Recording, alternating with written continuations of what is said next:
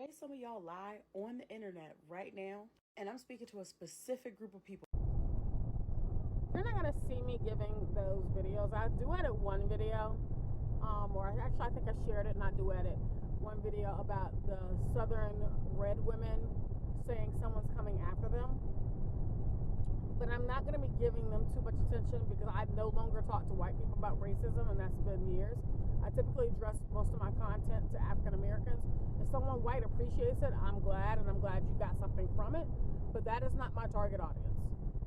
Number one. Number two, we've got to stop giving them attention because they're rage baiting and getting the hits. A child and a dog, actually a child, a dog, a cat even know that negative attention is better than no attention. So we have really got to stop duetting their videos, stitching their videos, sharing their videos. They need to be reported, they need to be blocked, and we need to move on. Number two, everyone's referring back to the civil rights movement, and that is very, very true. Everything that everyone is saying about this is giving Emmett Till and Rosewood or everything else is absolutely correct. But what I want to bring out, and I don't think that's getting a lot of attention in this narrative, right after the Civil War, the first thing they did was do the dehumanization and relating us to violence. I am referring Ida B. Wells, 2 books of Ida B. Wells, and I'm also referring W.E.B. Du Bois. If W.E.B. Du Bois is not in your collection, he needs to be. Same with Ida B. Wells.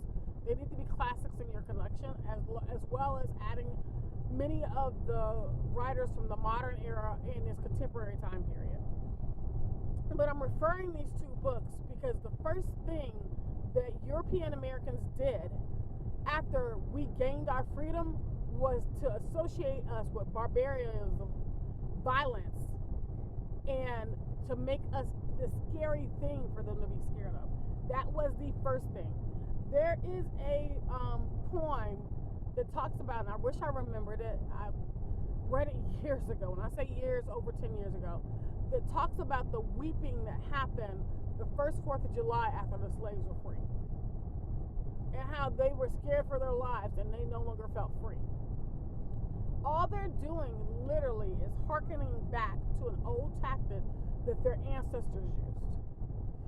If we are our ancestors, they are their ancestors. This is not new. It is the first thing they do to start dehumanizing us, is to correlate us with barbaric acts, even though they're the barbarians, is to correlate us as African Americans with barbaric acts of violence and fear, and to raise fear in their community. It's bigger than the civil rights movement and the fear that they tried to raise.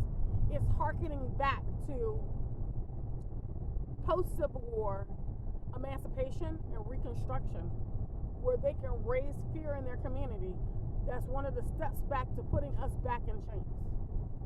That's how they justify putting our ancestors that were on the other side of the world and on another continent in chains and putting them in boats, relating them to barbarians and barbarism, making them seem unhuman and unnecessarily prone to violence.